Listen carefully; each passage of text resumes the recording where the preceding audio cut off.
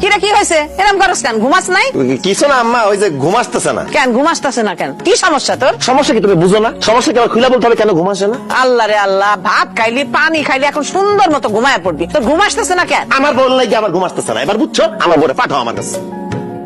এই অসভ্য, কি কইতেছ তুমি এসব? মা এখানে, ভাবিরা এখানে, তুমি তাদের সামনে এমন কথা কইতেছ? তোমার কি লজ্জা শরম কইতে কিচ্ছু নাই? দাও তুমি গিয়ে ঘুমাও, আমরা একটু জরুরি কথা কইতেছি, আমি পড়াইতে। তুমি কি আসবা নাকি আমি তোমাকে কোলে করে ওখান থেকে নিয়ে আসবো? সি সি সি সি, তুমি কি আমার মান ইজ্জত সব খাইবা নাকি? হ্যাঁ, তুমি ঘরে যাও, আমি আইতেছি, যাও। বুঝছি তুমি আসবে না, তোমার সবার সামনে আমার কোলে করে নিয়ে আসা লাগবে। দেখছেন আম্মা, দেখছেন আপনার পুলার যন্ত্রণা, আমি পাগল হয়ে যেতেছি আম্মা। আপনি তো মনে করেন আমি আপনার পুলারে সব শিখাই দেই, আপনার পুলা শুধু আমার কথা শুনে। আপনার পুলারে পিতলা পিড়িতের কারণে আমি কিন্তু অতিষ্ঠ হয়ে যেতেছি। আমার দুই চোখ যেদিকে যাবো আমি এদিকে চলে যাবো। দুই দিকে দুই চোখ যায়, চলে যাইবা, চলে যাইতে দিলেই তো। এখন কি আইবা? নাহলে আমি কিন্তু সত্যি সত্যি এসে তোমার কোলে করে নিয়ে যাবো। লজ্জা শরম করতে কিচ্ছু নাই। এখন আপনি কোন, আমি কি করবো? ডাক্তারছে যাও, নাইলে এতগুলো মানুষের মধ্যে তো আমার মান সম্মান কোনো কিছু রাখবো না। এক কাপ চা দে। দিমনে ভাই, আগে কম তো আপনি কি আমার বাসার সামনে দিয়েছেন? তগর বাড়ির সামনে দিয়ে এই দোকানে আইলাম। খুব ভালো করছেন ভাই, আমার বাড়ির সামনে দিয়েছেন। কি করে আমার হেনা, কি করে আমার বউটা? তোর বউরে দেখছি রান্না ঘরে বইসা তরকারি কাটতাছে, রান্না বাড়ি করতেছে। আমার বউটাকে রান্না করতেছে, তরকারি কাটাকুটি করতেছে। 1.5 ঘন্টা যাবত বউটারে দেখি না, যাই বউয়ের চেহারাটা দেখে আসি। হ্যাঁ না, আমি আইতাছি। হ্যাঁ বেটা, কই যা? চা দে। চা আজকে বেসুম না, আজকে জান গা, সন্ধ্যার সময় আইসেন, সবাই চা খাও মনে হয়। বউয়ের কাছে যাবো। ও বউ, তুমি কই? হ্যাঁ না, কি করো? তুমি কি কানা? দেখো না রান্না বান্না করতেছি। আর তুমি না একটু আগে দোকানে গেছিলা, আবার বাড়িতে আইসো কেন? আরে ধুর, 1.5 ঘন্টা আগে দোকানে গেছি, এতক্ষণ কি তোমার না দেখে থাকতে পারি? এই জন্য দোকানপাট বন্ধ করে তোমার দেখতে বাড়িতে চলে এসেছি।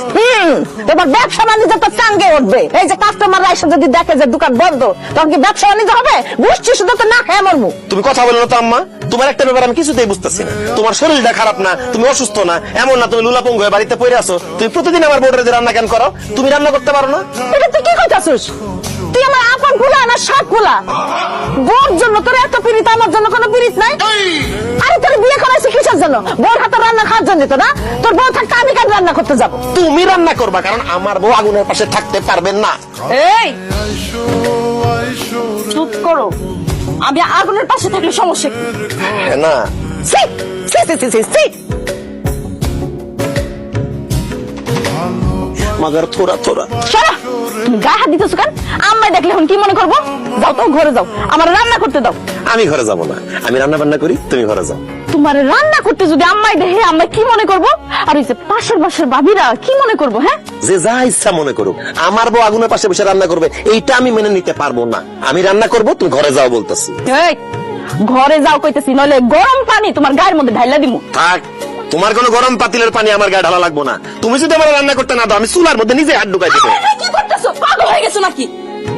তোমার জন্য এতই শখ হয়েছে রান্নার? আসো আসো, চলো। রান্না। আহ, রান্নাটাই তো করতে চাইছিলাম। আল্লাহ, ইয়া রহমানুর রহিম, এটা আমি কি দেখতেছি? হ্যাঁ, তুই রান্না করতেছিস? তুই বোর এত দরদ বুঝিস, আমার দরদ তো বুঝিস না। আজ 3 দিন 4 দিন ধরে আমি বলতেছি যে আমার শরীরটা ভালো না, আমার একটু ডাক্তারের কাছে নিয়ে যা, ওষুধ পানি দে। সেই সময় নাই। ওরে আল্লাহ রে আল্লাহ, এইসব দৃশ্য দেখার আগে আল্লাহ তুমি আমার মাথা টাকা ফেলাই ডালা কেন? আল্লাহ, আমি আর বাঁচতে চাই না, আমি মরতে চাই। আল্লাহ, হ্যাঁ, কথা তো কানে নিও না, কিছুই পড়বো না, এমনি কয়। দূরে বসে, দূরে বসে, গরম গরম মা পাইবো। আসসালামু আলাইকুম আব্বা, কেমন আছেন? চুপ করো, আমি গরম মতন চিল্লা চিল্লা কাঁদতেছো কেন? কি হয়েছে? একটু আগে মোবাইল একটা ভিডিও দেখলাম, সাজানো গুছানো বাড়ি, হেনার বাপ বসে আছে। হেনার প্রেমিক এসে হেনার বাপের সামনে জিজ্ঞেস করছে, চাচা হেনা কোথায়? তখন হেনার বাপ ছেলেটির দিকে তাকিয়ে বলল, এই ছেলে, তুমি হেনাকে ভুলে যাও, হেনার অন্য জায়গায় বিয়ে হয়ে গেছে। এই ভিডিও দেখে আমার কলিজায় যে কামড় মারছে। আমার হেনা যদি এই ভিডিও হেনার মতো আমাকে রেখে অন্য জায়গায় চলে যায়, আমি কি নিয়ে বাঁচবো?